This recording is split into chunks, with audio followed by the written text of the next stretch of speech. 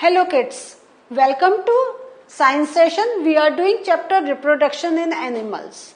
Today we are going to discuss some extra information. तो अभी जो हम देख रहे थे, बिकॉज जो टॉपिक्स ले रहे थे they were very much related to each other, but there are many new things, new concepts that are introduce in like in last 10 to 15 years. और ये सब क्या है, हमारे जैसे जैसे साइंस एंड टेक्नोलॉजी में इंक्रीज हुआ है, तो ये जो रिप्रोडक्शन प्रोसेस है इसमें भी you can see a lot of change. अब ये कैसा चेंज है, whether it is beneficial, how is it useful, we are going to discuss all those things. So first let us look at the thing कि ये जो हमारा है, एक जो वेरी इंपॉर्टेंट थिंग जो शायद आप लोग के दिमाग में भी आई हो, कुछ ऐसा क्वेरी क्वेश्चन भी आया हो कि जब हम एग की बात करते हैं, है ना, there are oviparous and viviparous animals, means there are egg laying animals as well as there are animals who give birth to the young ones directly. ये तो हमें मालूम है. Now coming to the oviparous animals, तो if I come to this part, तो ये जो हम देखते हैं तो एग के साइज में वी सी द वेरिएशन, है या नहीं है. तो the size of eggs in animals varies, किसी का छोटा होता है, किसी का बड़ा होता है या होता है या नहीं होता है, और किसी के बहुत माइन्यूट होते हैं. जैसे अगर हम फ्रॉग की बात करें, दे आर वेरी टाइनी. आपको आप देखेंगे कि आपसे जब रेनी सीजन है and if you are going to a pond और lake and if there are frogs living there, you can see very tiny eggs. And then आप हम लोग जनरली क्या, we like to eat egg, है या नहीं है. वो हैन का है एग है, वो क्या है, the size is very much clear to us. तो we can see variation in the sizes of the eggs. और जैसे हमने बात करी थी, बटरफ्लाई की बात करी थी, है ना, ऐसे जो छोटे छोटे इंसेक्ट्स, तो कभी कभी क्या होता है, हमें मालूम भी नहीं होता है कि यहाँ पे उनके एग्स हैं. That's why we always say ये जो माइक्रो ऑर्गेनिज्म है, दे जो एग लेइंग है, तो we should be very careful when we eat something from outside. May be the eggs of those harmful organism are over there, है या नहीं है. तो we can see the variation in the sizes of the eggs. तो the size of the eggs in animal varies, the egg में be very small. और अब हम देखिए, एग में be very small as in humans, दो we are not egg laying animals. लेकिन humans में क्यों कह रहे हैं, पहले वाले जो सेशन कर रहे हैं जरा सोचिए. यस, तो जो हमारा क्या होता है, ये हमारा जब हमने फीमेल की बात करी थी, तो फीमेल में ओवरी में क्या था, एग्स थे, यही तो एग्स फर्टिलाइज हो रहे थे, है या नहीं है. तो द एग में be very small as in humans, larger as in hens. Hen की अभी हमने बात करी थी और वो हम लोग खाते भी हैं. हाँ, लेकिन अगर हम लार्जेस्ट की बात करें तो ostrich egg is considered to be the largest egg. इसका जो एग होता है, इफ यू हैव अपॉर्चुनिटी तो आप गूगल पे सर्च करके देखें, it is this big size. And people, अगर किसी को मिल जाता है तो people are very fond to look at it. इतना बड़ा एग कहीं देखने को मिलता ही नहीं है. और ऑस्ट्रिच भी तो देखें कैसे, यस एलिफेंट उससे बड़ा है, लेकिन ऑस्ट्रिच भी एक बड़ा अच्छा प्यारा सा एक हम ऑर्गेनिज्म हमारी अर्थ पर है. तो नाउ यू कैन सी, तो ये क्या है, आपकी जो पढ़ाई है, तो ये सब्जेक्ट तो है, लेकिन उसके साथ how many extra information can you receive from it, क्योंकि यू डोंट नो आप कौन से कॉम्पिटिशन में बैठ रहे हैं, और इस टाइप के क्वेश्चंस बहुत ज्यादा पूछे जाते भी हैं. ओके, सो वेरी स्मॉल, वो हमारा, हमने ह्यूमन की बात कर ली, और the largest, the biggest egg जो की बात कर रहे हैं, वो हमारा क्या है, ऑस्ट्रिच एग इज देयर, है ना. थोड़ा सा इंटरेस्टिंग इंफॉर्मेशन है. Now coming to test tube babies, आपने सुना होगा.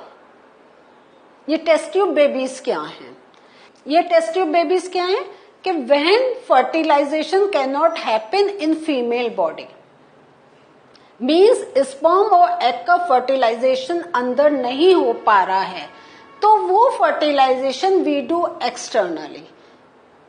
Just related internal fertilisation and external fertilisation करा है ना, हम लोग लर्न कर चुके हैं ना. तो ये जो टेस्ट ट्यूब बेबी है, the fertilisation happens outside the female body. लेकिन वो जो एक्सटर्नल फर्टिलाइजेशन में हमने क्या पढ़ा था, जैसे फ्रॉग का पढ़ा था कि फिर एग है, हैच हो रहे हैं, बाहर आ रहे हैं, लेकिन इसमें the process is a little bit different.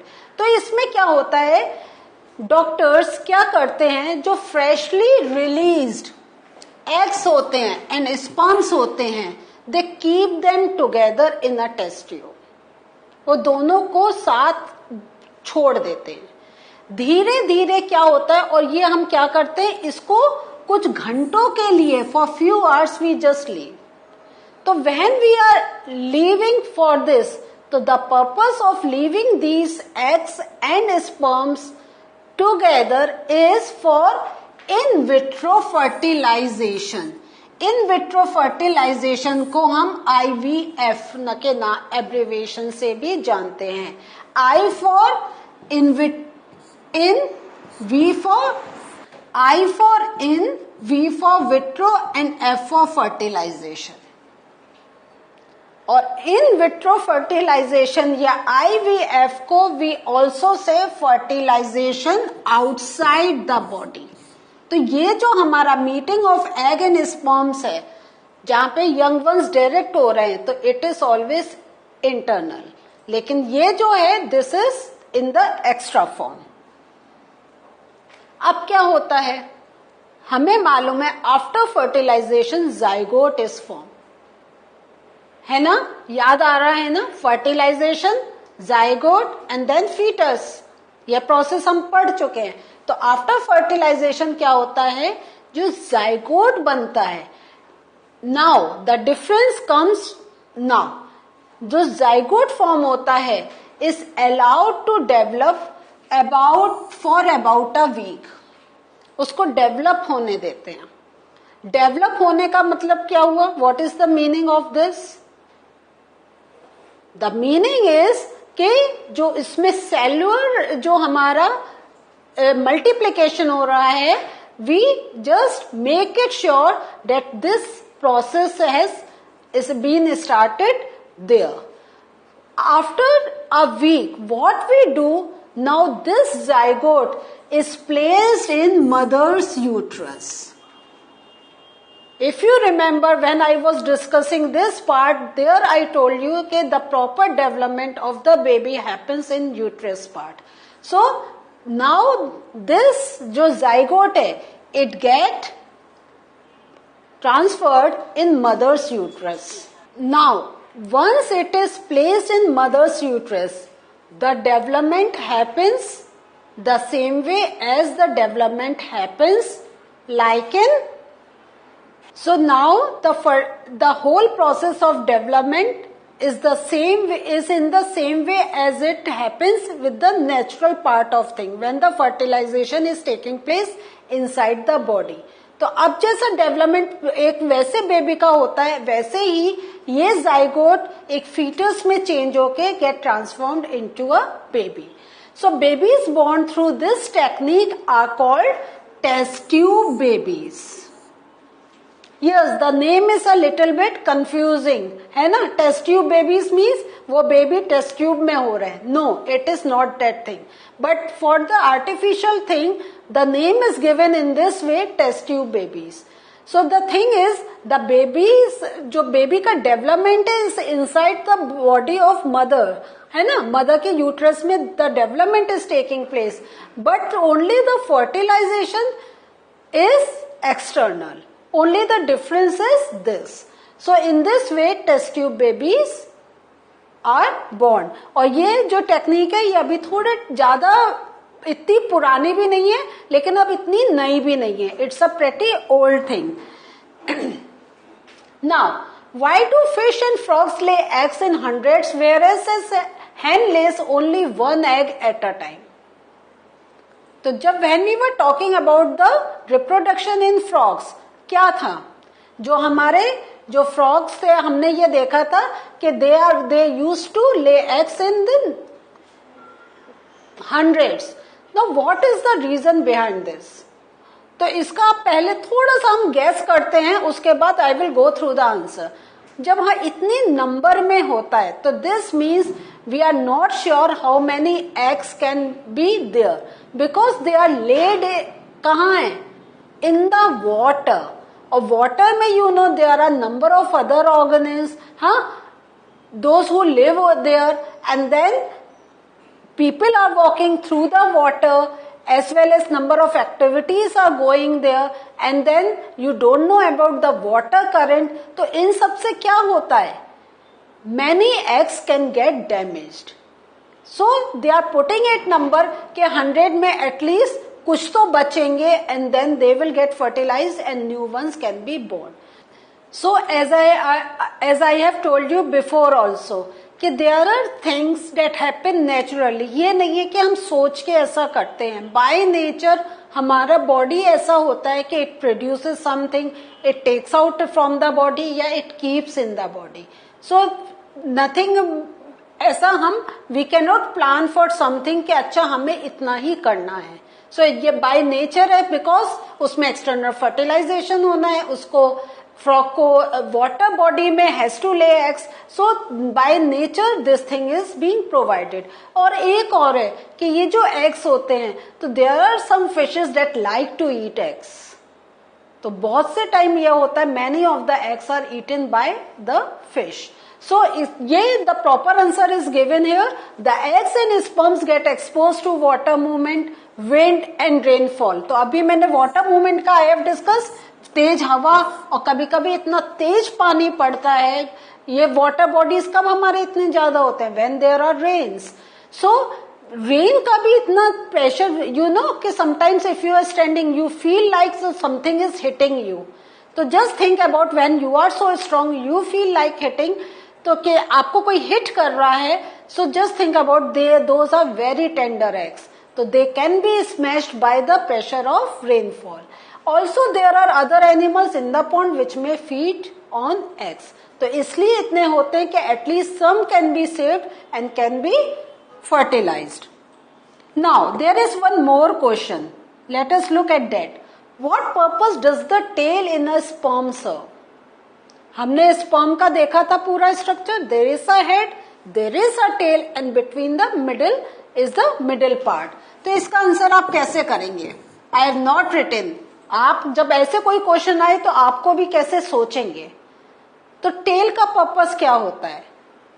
तो आप आंसर कैसे करेंगे कि tail of sperm has to help. The tail of the sperm helps the sperm in movement, है ना? टेल का हमने यही तो डिस्कस करा था. It helps in movement. And sperm का क्या है? Sperm has to move to meet the egg. So with the help of the tail sperm move in the female body to meet the egg. तो ऐसे आप अपना answer form कर सकते हैं. देखिए इसमें अगर हम कहें कि एक बहुत स्पेसिफिक पार्ट करके लिखना है, no that is not. In this you have to show your understanding. So tail of sperm helps the sperm in movement. So with the help of tail, with the help of tail, sperm moves to meet the egg inside the female body. Clear? So what did we learn today?